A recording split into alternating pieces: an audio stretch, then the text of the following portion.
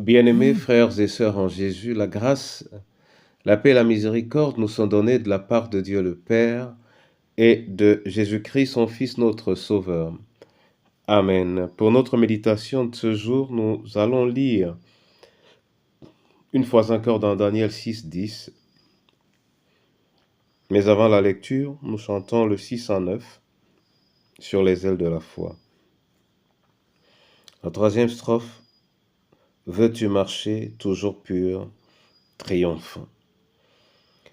Veux-tu marcher toujours pur, triomphant? La force est en Christ, la force est en Christ. Pour te garder, Jésus est tout-puissant. La force est dans le sang de Christ, alléluia. Je suis fort, fort, oui, puisque vainqueur par le sang de Jésus. Je suis fort, fort, oui, plus que vainqueur par le sang de Jésus, mon Sauveur. 2. Veux-tu braver et la mort et l'enfer? La force est en Christ, la force est en Christ. Jésus d'un mot fait tomber tout est ferme. La force est dans le sang de Christ, alléluia. Je suis fort, fort, oui, plus que vainqueur par le sang de Jésus. Je suis fort, fort, oui, plus que vainqueur par le sang de Jésus, mon Sauveur.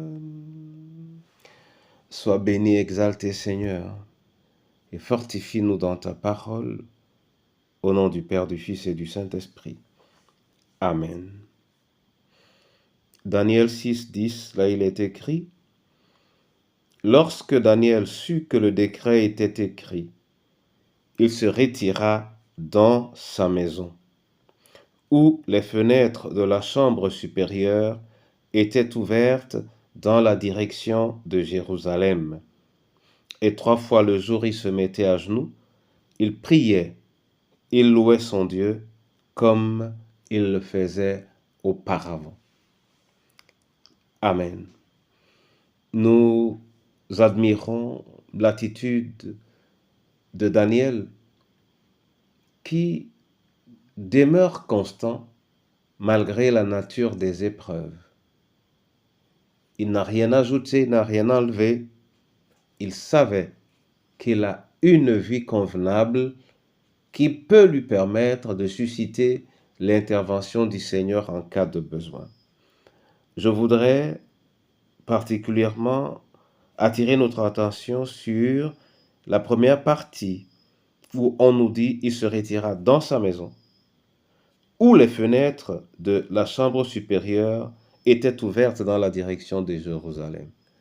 Ces précisions ne sont pas inutiles.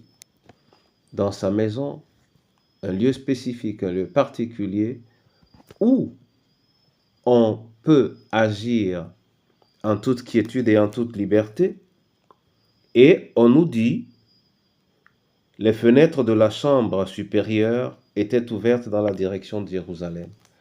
La chambre supérieure, c'est la chambre haute où il était convenable de prier, et en général, ces fenêtres étaient ouvertes en direction de Jérusalem, en direction du temple, le lieu où l'Éternel s'est installé, le lieu de prière, le lieu de la flamme parfaite de Dieu. Tous ces détails ne sont donc pas inutiles. Daniel le fait. Pas seulement comme un rituel, mais comme un acte d'assurance, une connaissance réelle et profonde dans le fait de Dieu et ce qui peut susciter la réponse de Dieu lorsqu'on a besoin de lui. Toi, moi, où allons-nous souvent prier? Mon frère et ma sœur, cette parole nous indique que lorsque nous voulons prier, retirons-nous. Cette parole nous recommande de nous retirer dans un lieu privilégié de rencontre avec le Seigneur. Cette parole nous demande de tenir compte du lieu où on va pour rencontrer qui. On ne reçoit pas n'importe qui, n'importe où. Quoique l'Éternel puisse nous répondre, quel que soit le lieu, lorsque nous avons un moment de prière, choisissons un consacré, parce que là, oui, nous créons des conditions particulières pour recevoir la réponse de l'Éternel. Amen. Dieu Tout-Puissant, sois béni et exalté. Toi qui es notre Maître, apprends-nous à nous préparer pour la prière. Apprends-nous à te prier dans des endroits spécifiques destinés à la prière. Apprends-nous à bâtir ou à construire des autels pour ton adoration.